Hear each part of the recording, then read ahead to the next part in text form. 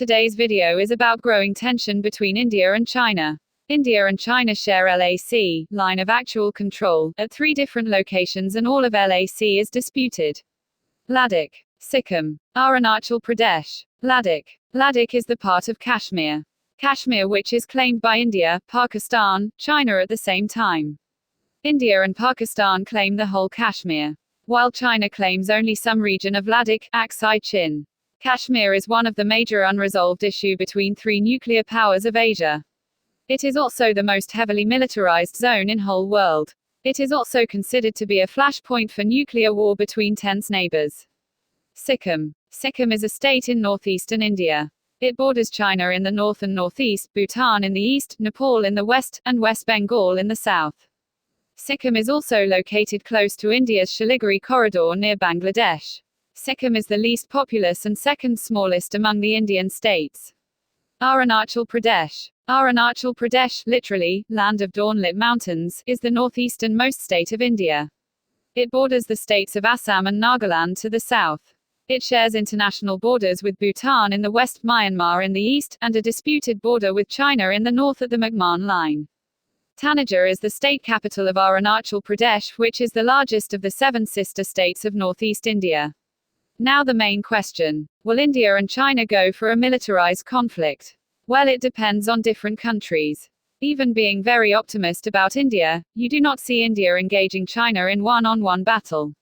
So the countries it depends on are America, Japan, Australia, Israel, South Korea and France. Let's discuss about these countries and their role.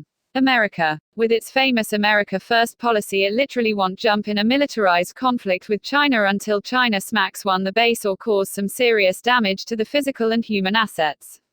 If you disagree, then you can see the example of Hong Kong and Taiwan. America plays goody on the face but no real hardcore support. Another example is Afghan-Soviet war. Pakistan fought against Soviet with the paid support of America. Yes, Pakistan bought American weapons and fought the war. America never came to Pakistan help with its frontline jets or soldiers. So America is not coming to India help. Japan. Being a strong country in Indo-Pacific, there is a responsibility for Japan to choose a side. Its economic partner is China. If it sides with America, its economy will be dent. Its military partner is America. If it side with China, its defense will be vulnerable. So Japan is also not choosing any side soon. Australia. Again, same as Japan, its economic partner is China. If it sides with America, its economy will be dent.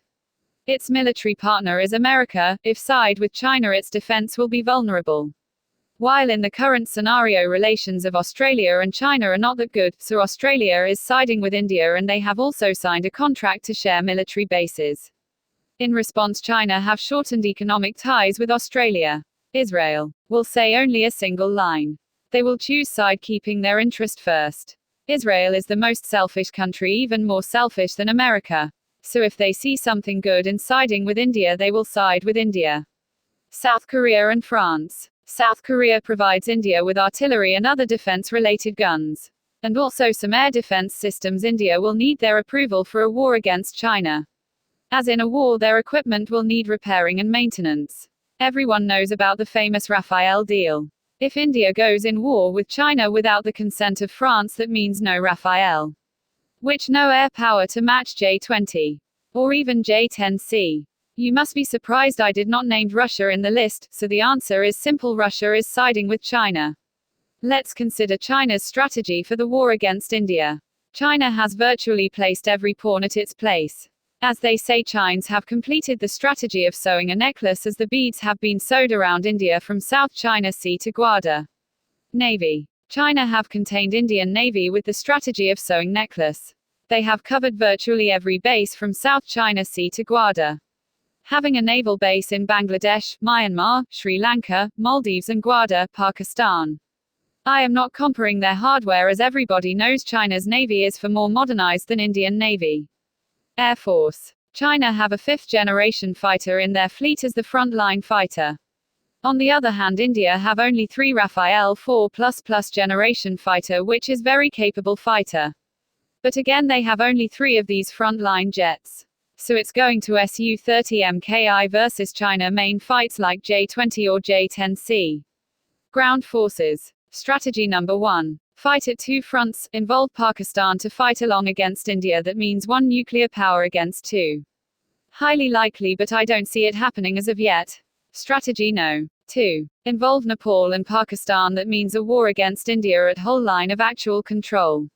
Highly recommended, as you know the dispute of Kala Pani sector of Nepal and India. Strategy no. 3. Block the Siliguri corridor. At a point this corridor is only 17 km in width. That means India will no longer have access to 7 sister states Arunachal Pradesh, Assam, Manipur, Meghalaya, Mizoram, Nagaland, Sikkim and Tripura. There are also some freedom movements in these states, so this strategy is highly likely. A major conflict between India and China can spark a World War III. But right now it's only the power show from both sides. Peace out.